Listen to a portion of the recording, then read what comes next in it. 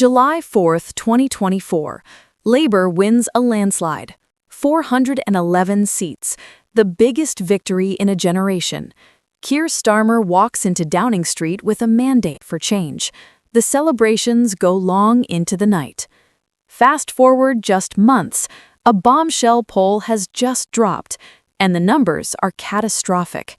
Labour has crashed to a devastating new low, record unpopularity, the kind of collapse that political scientists will study for decades, the kind of numbers that end careers and destroy parties.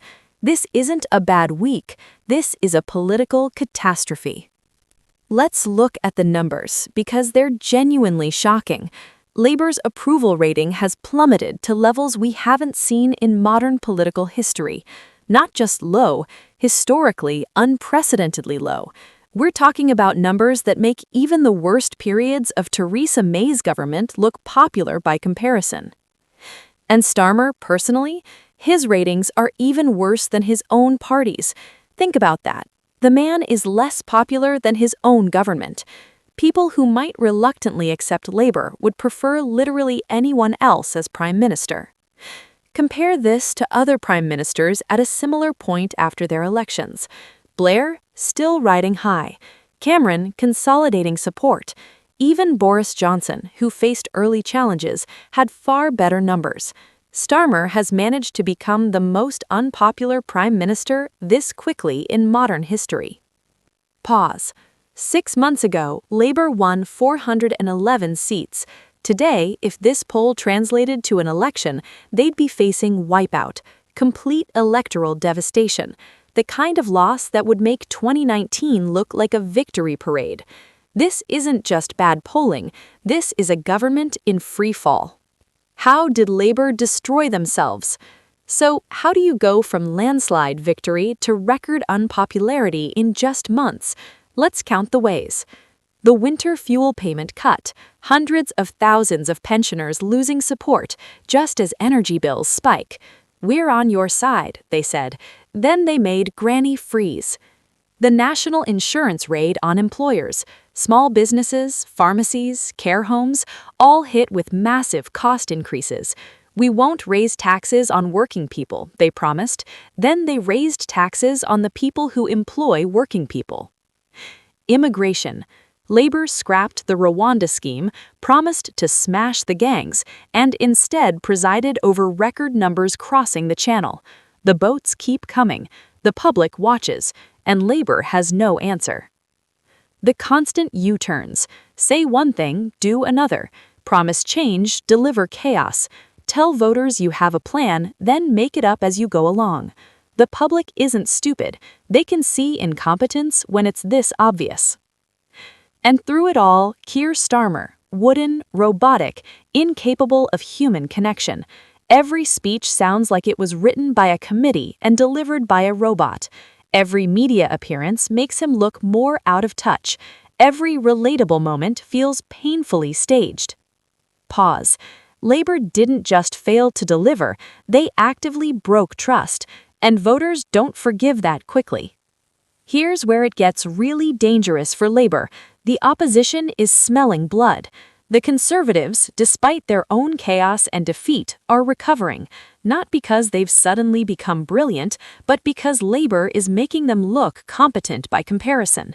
When you're this bad, even a recovering opposition looks attractive. Reform UK is surging. Farage smells blood in the water. Every Labour failure, every broken promise, every unpopular policy, it's feeding Reform's narrative. The establishment parties are all the same. They all let you down. And Labour is proving them right. The Liberal Democrats are quietly picking up disaffected voters in their target seats. The Greens are winning back the progressive left who feel betrayed.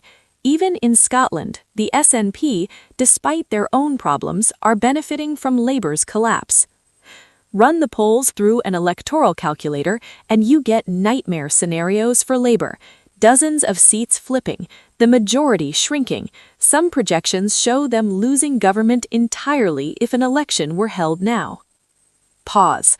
And here's the truly terrifying part for Starmer. They're not even at their lowest yet.